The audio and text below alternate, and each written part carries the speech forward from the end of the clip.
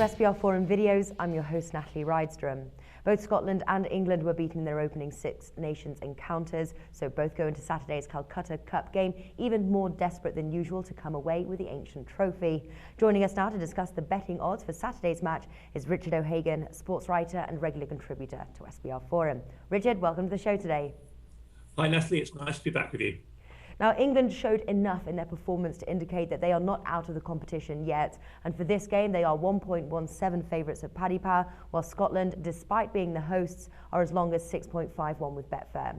Now, with England having such short odds, where should we look to for the value here? I think for value in this particular game, you're going to have to look at those slightly riskier markets. You're going to have to look at things like maybe total points, winning margin, or particularly in this game, I like the first scoring play. I think that's very keenly priced for both a first score for Scotland and a first score for England. And I think that's where you're going to make your money. I would probably be looking for first scoring play to be an English penalty. I think that they look a stronger side. They're going to be aggressive from the outset against the Scots. And I can well see Owen Farrell, the England fly half, scoring the first points of this game. So I would definitely look to that. I'd also look to a point spread, probably quite a short point spread. I probably think there's going to be under 30 points in this game. I don't think it's going to be a great game. I don't think the conditions are going to be terribly good up in Scotland for this game. I'm looking at the forecast at the moment. So that's not going to lend itself to a high scoring match. Okay, it's interesting here. You're predicting a low scoring match there. What are your reasons for this? Well, they're really twofold, Natalie. The first is simply that it's not going to be terribly good conditions for playing rugby, and bad weather conditions always lead to low-scoring rugby matches. Secondly, Scotland have lost probably their main scoring weapon amongst the backs, Sean Maitland. He was one of only 3 players to make it into the British Lions team last year, and he's out now with an ankle injury and a concussion. They didn't look like they got any real attacking play. They really struggled to get past the Irish defence at the weekend. And the best part of Scotland's game last weekend was their own defence. So it's going to be hard for England to score, and Scotland, frankly, don't have the talent to score a lot of points against England. So combine all those things with the bad weather, and you are going to get a low-scoring match. And I would say, although England are probably going to take it by about 10 to 15 points, Scotland are going to struggle to get into double figures. Okay, good points there. Now, would you say that England's hopes of winning the tournament are slipping away, or are they still in the running to win? They're priced at 5 to win with Bet365.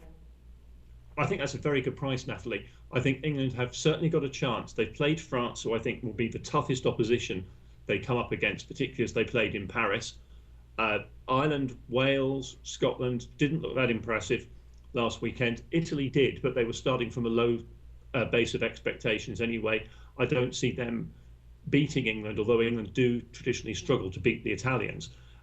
They always come out on top, but usually by only a few points. So I think England can easily win their remaining 4 games, and that should be enough to at least get them a share of the title this year, if not the title outright. Okay, and would you back them to win the Triple Crown?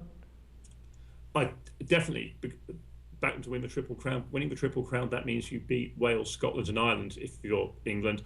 They're going to beat Scotland this weekend. I don't see them having too much difficulty with the other 2 teams if they continue playing in the way that they played in Paris last weekend, which was very good for about 75 minutes. And unfortunately, they conceded all the points in the other 5 minutes.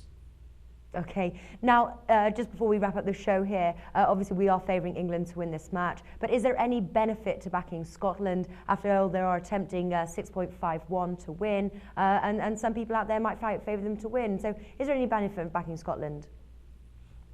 Well, they're the home side. That's always a good starting point. They're celebrating 30 years this year of winning the title in 1984 when they won the Grand Slam. They beat every other team. So they've got a bit of history behind them, a bit of culture, home advantage. But this year, I just can't see them being good enough to beat England. And if the only real reason to back Scotland will be if England have an off day. So it might be one to look at backing in play. The odds won't be quite as generous then, of course, but they will still be far better than England's, but not one that I'd be taking on at this moment in time.